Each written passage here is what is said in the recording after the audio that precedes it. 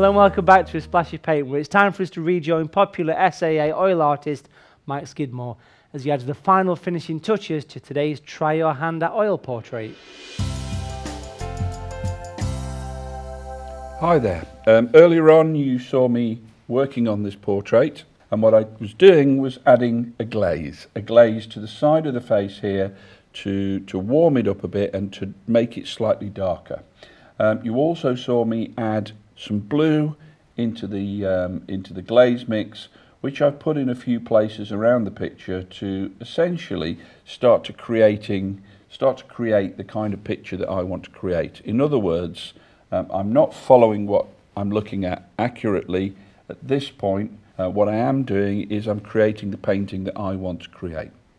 I'm going to carry on with that now and just add a couple of little bit more areas of blue, and then I'm going to start working on the eyes. So I've got a bit of blue here, and I can see that the first place I need to add a bit more is in here, where we've got that kind of veiny bit that we often see in people's eyes, and I can see there's a little bit more there to be added.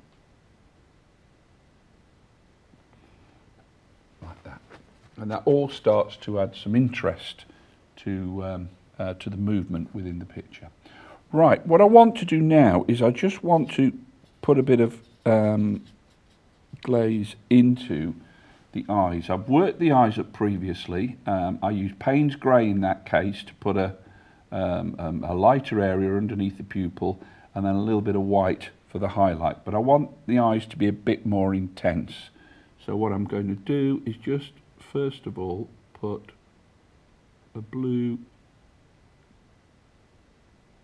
an ultramarine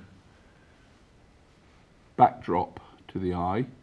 We won't see very much in this one here. And then I'm going to add a bit of Payne's grey to a bit of ultramarine and a bit of white. So I get a nice intense blueness to the eyes. I'm going to pull a little bit there, and just a little bit on the right hand side of the pupil, and I'm going to make it slightly darker on the other eye because it's more in shadow.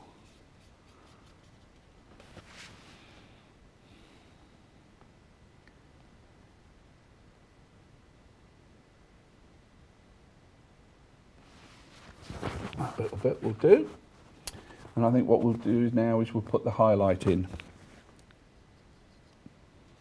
It's not going to be pure white, it will be a little bit of the blue mix and white. Pure white will look too stark. I'm going to go in and just flick that round like that. And look what I've just done. I had some paint on my hand. But the great thing is, rub it in. If anybody asks, it was meant to be there. Now I want less paint on my brush because I want to just add a bit more highlight on this side of the eye, but I don't want to make it too strong. There we go, like that. Now, in the eye itself,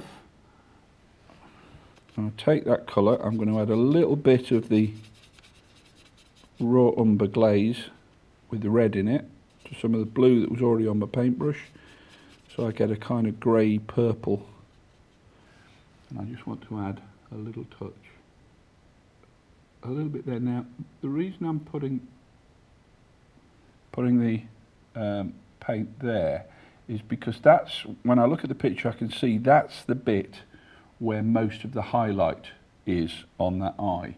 But what I want to do is to then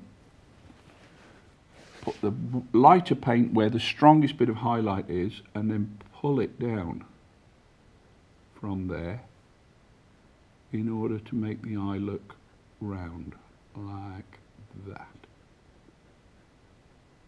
That's better. Okay.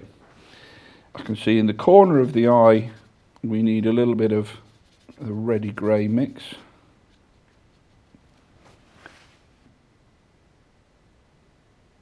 Pop that in there. What I'm now going to do is go back to adding some of the lighter areas of colour. So I've got a little bit of the blue still on my brush, which I've put into the flesh mix, the lighter of the flesh mixers that I used, because I want that just to pick up a slight bit of that bluishness. And I need more white in there. And what we can do is test this out first and make sure I haven't gone barking mad.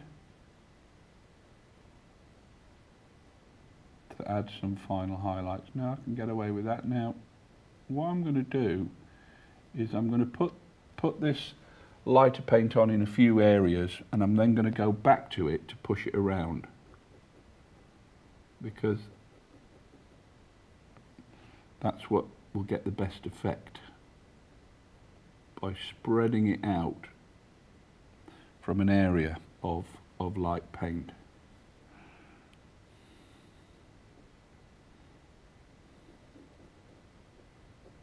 And again, I'm kind of making a lot of this up because I can.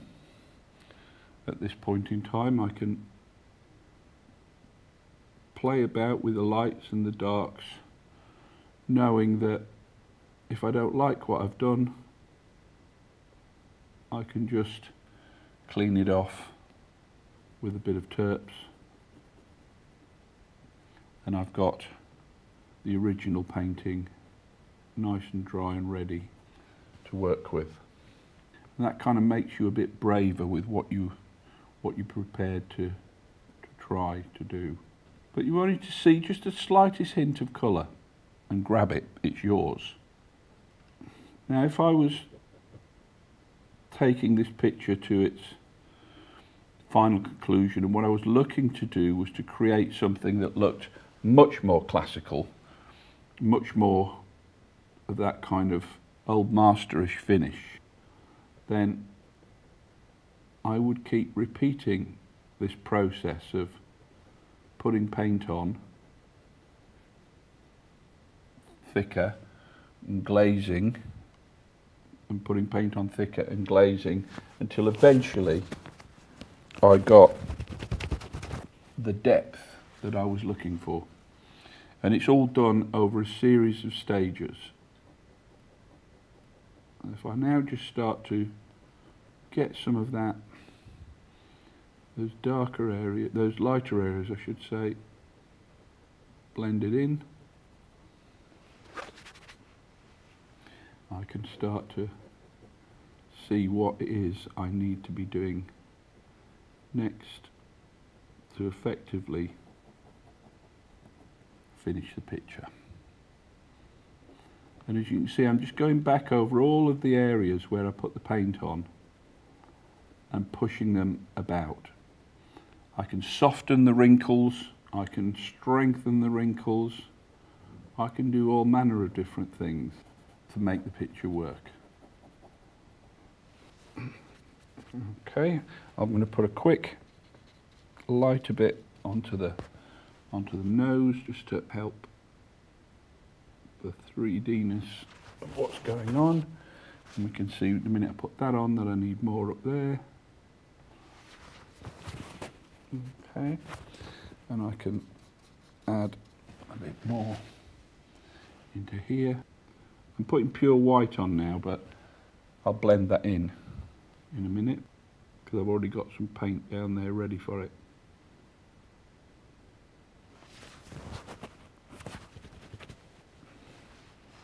And the more I build these lights up and work into the glazes on the darker areas, the more it will become a three-dimensional face. Okay, so I'm just going to finish off now with a little bit more highlight on the nose and a little bit more here,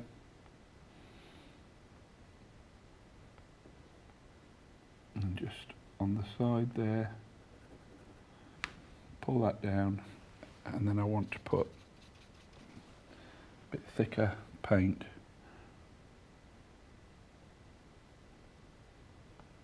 onto the cheek to make that really start to sing out. And I think that will do us for now. We've covered the whole process now, and you can see how using glazes and how using more impasto paint we can create that depth, and we can change the hue of a picture, we can add colours where we want to, and we can do it all with confidence, because if it goes wrong, bit of terps, wipe it out, start again. Thank you. Marvellous portrait, Mike. Great to see the versatility of oils, whether they're used for adding highlights or creating contrast. It's always rewarding to see a fantastic finished picture. Well, folks, time for our final break now, but join us in part 4 when we shine the spotlight on up-and-coming SAA professional artist Claire Warner in our regular introducing feature. And I'll be answering a few more questions from the Splash of Paint postbag. See you soon.